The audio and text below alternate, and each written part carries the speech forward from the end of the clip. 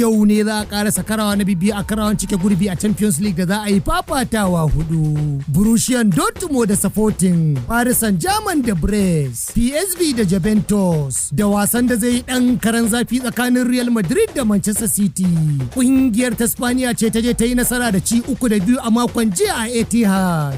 Wasa na 14 da za su fafata a tsakaninsu bayan da kowace ta yi nasara 4 da canjaras 5. A wani labarin kuma, a jiya ne aka yi waje da AC Milan duk da ta yi 1-1 da Feyenoord a San Siro.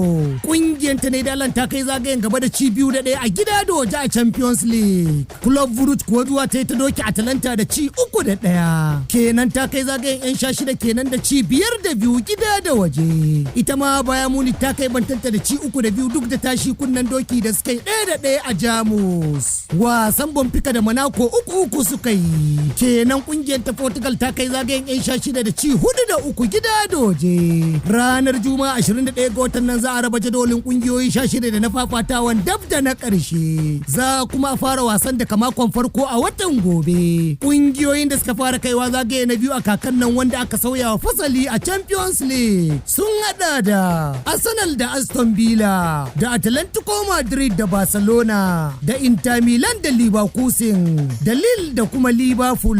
Ƙarshen labarin wasannin kenan. Bello Saja Audu, labaran Invicta.